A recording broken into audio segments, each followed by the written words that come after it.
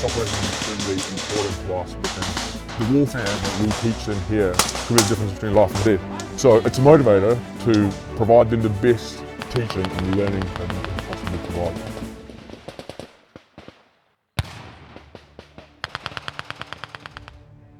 The Ukrainian students, when we get them, they are quite a mixed bag.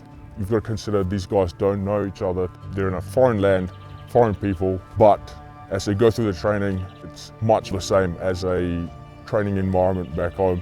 Yes, there is a war looming in the background, which makes them enthusiastic to learn what we're teaching them. But probably the biggest difference is that we don't provide any sort of physical training or any marching around, etc. We just don't have the time for that. So essentially you take a basic recruit course and just the fun bit, so all the exercises and range time. The best way to sum up the 7 weeks of training is that the first couple of weeks, it's more individual skills such as weapon handling, shooting at the range, and then medical, counter-explosive, counter-drone, and then CBRN. Again, near my houses. They then move on to the intro exercise where they learn their basic field hygiene routine. So that's that surviving piece. And then we'll start going into the exercises. So the tactical exercise, the trench exercise, urban exercise. The way the war is evolving, we see that they spend a lot of time in the trenches and in the urban areas. So we dedicate a lot of time to train the students in the trenches as well as in the urban. And on those exercises, they learn to fight and survive in those specific terrain types. Good. So things we need to remember is when you go through there, don't go too fast. Some of the challenges, like I say, it is very similar to what we provide to our basic recruits back home. But our recruits back home, they are volunteers all throughout, and we might not get volunteers here. So can't deliver training as we would back home. It's not always go, go, go. There needs to be frequent rest because these guys, some of them can be 50 years old. So that's one of the big challenges.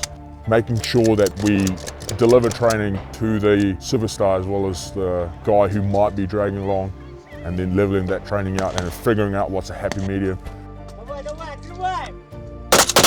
Quality of the flags training is in high level, and it's very cool.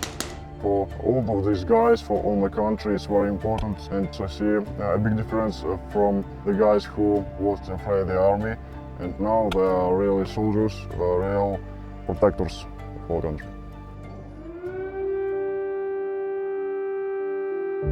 When they invaded in my country, it was scary. All guys are afraid what will be in future, but our guys from the first day are standing and protect. Now we are not afraid. We know what we want. Firstly is peace in my country, to see that my country is not crushed, to protect our own freedom. And I don't want to see my children, my neighbors in the future in my shoes.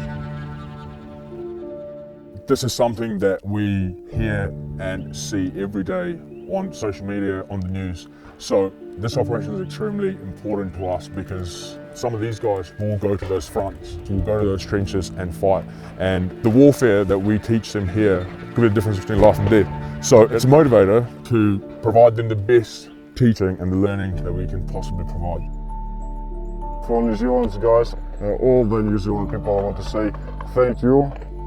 It makes us like one big family. Very big thank you from my heart.